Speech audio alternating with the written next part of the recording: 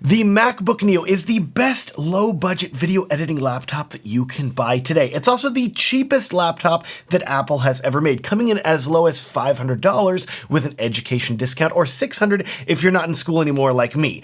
But with such a cheap price, how does it handle creative work like video editing? Hey, my name is Matt Johnson, and in this video, I'm going to be reviewing the MacBook Neo from the perspective of a video editor and telling you if it's a good choice for you to purchase if you're looking for an ultra low budget laptop that you can use for creative work.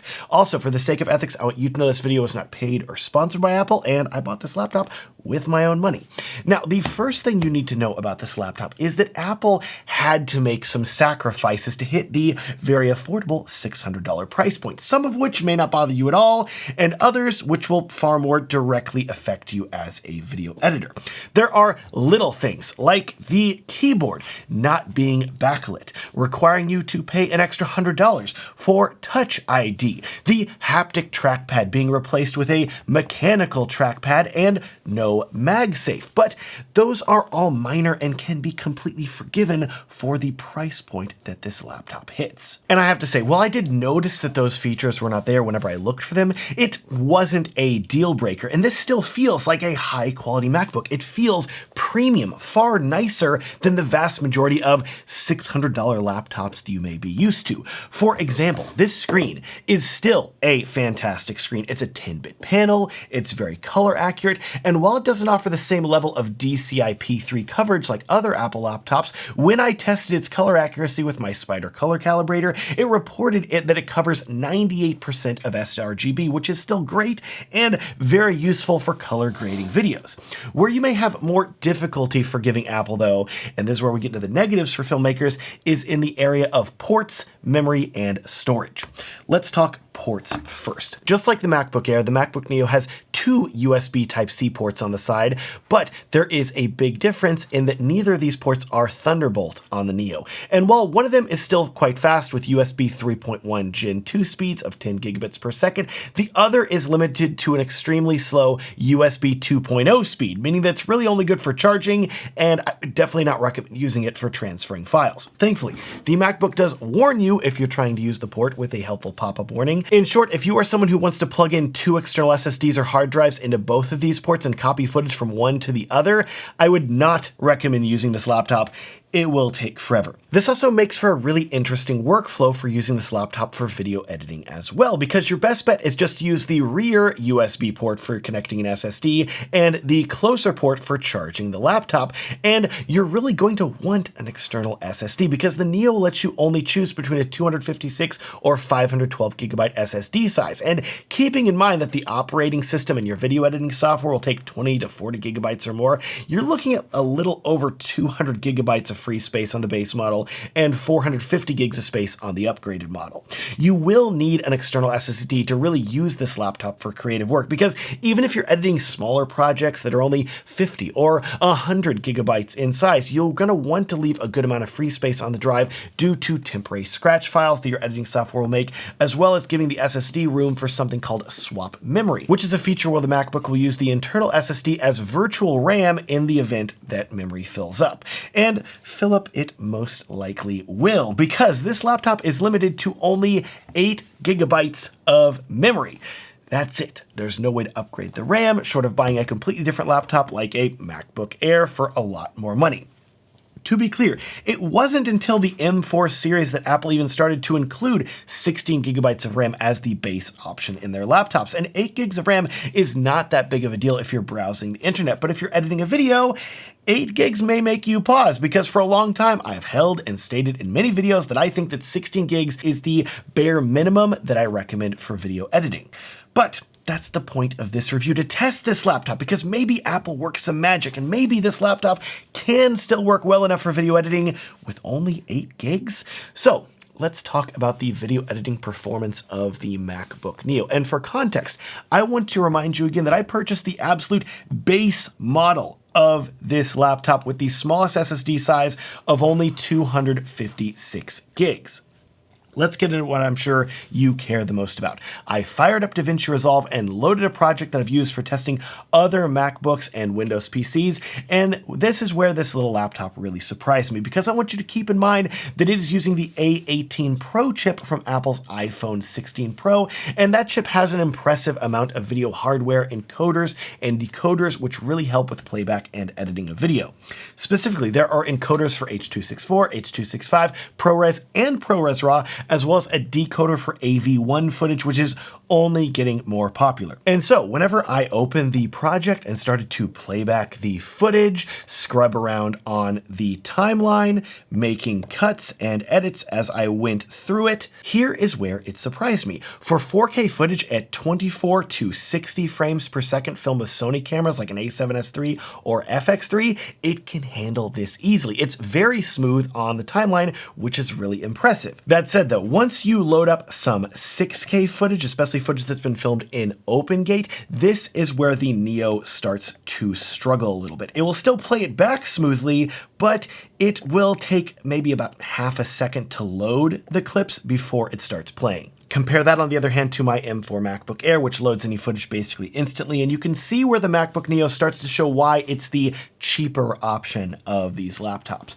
But that said, the playback on the timeline is still incredibly smooth for any footage resolution or aspect ratio, and let me just say, I have tested PC laptops in the past couple years that cost 10 times what this one does, and they also struggled to scrub through 6K OpenGate footage, especially on battery power, and I still think that if you're on a budget and you can only afford $500 or $600, don't let the 8 gigs of RAM get in the way of buying the Neo, because you can easily edit videos with this laptop, and that feels like a crazy thing to say considering you had to spend a lot more money for decent performance before the Neo was released.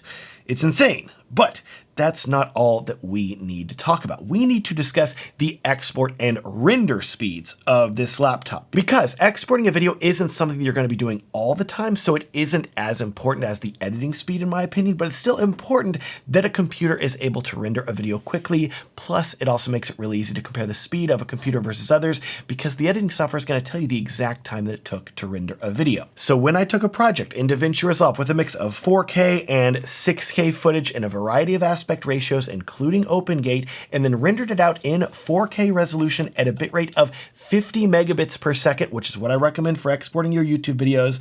By the way, I have a lot of export tutorials on this channel I'll link to in the video description if you want to learn the best settings for that. Anyways, here's where the MacBook Neo showed that it was more of a budget laptop, because it rendered this video in DaVinci Resolve in 9 minutes and 39 seconds.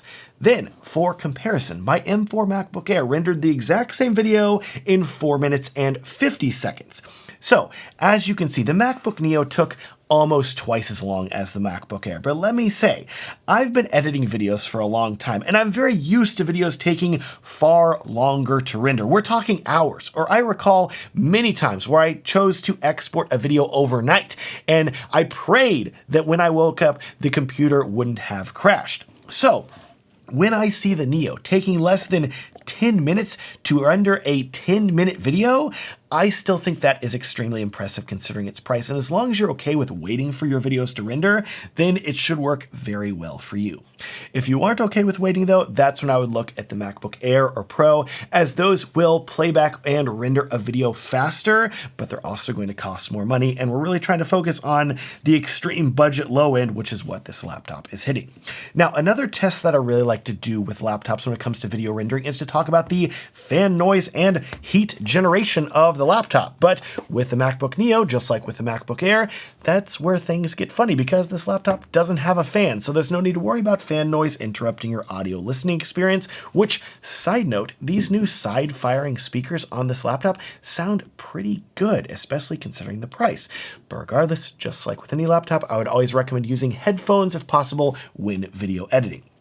When it comes to heat, on the other hand, here's where things get really interesting, because usually a laptop without a fan will get warmer, but in the case of this MacBook, I want you to remember that it's using a phone processor that is usually in a very small and thin slab of glass and aluminum that can only use passive cooling. So while the MacBook Neo only supports passive cooling as well, the thermal envelope should in theory be much higher, enabling Apple to push the processor to limits it was never able to reach before with the iPhone, thanks to the larger larger laptop design.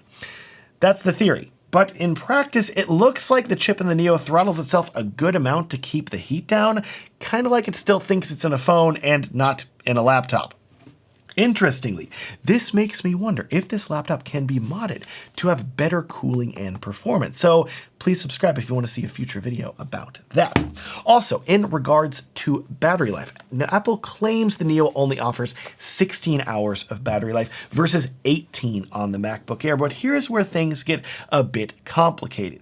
If you are just using the laptop for video editing without anything connected, I would expect 10 hours or so of battery life. But as we talked about earlier, you really need to be using an external SSD because the internal storage is so small. But using an SSD will have a big hit on your battery life. We're talking 5 to 6 hours instead of 10. So I would keep that in mind that if you really want to edit on the go, get the 512 gigabyte model of the Neo. I'll also link to external SSDs down in the video description to help you out. Now, as a pro video editor that's always looking for a deal, I've made a lot of videos over the years about building budget video editing PCs or the best bang for your buck Macs to buy for video editing. And I have to say, the MacBook Neo coming in at only $600 really surprised me. There has never been a new laptop that is capable of editing video this well for this price point. Sure, you could find a refurbished M1 MacBook Air for cheaper, or risk buying something used, or waste your money on a $500 HP with a grossly underpowered Intel CPU.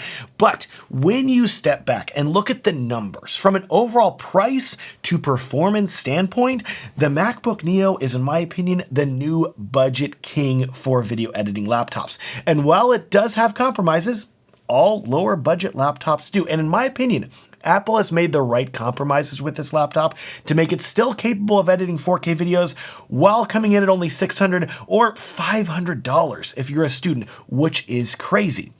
This laptop makes video editing accessible to many new creators that may have never been able to afford a higher end computer. And if you're wanting to create videos on a very low budget, buying a MacBook Neo is, in my opinion, one of the best ways to get started.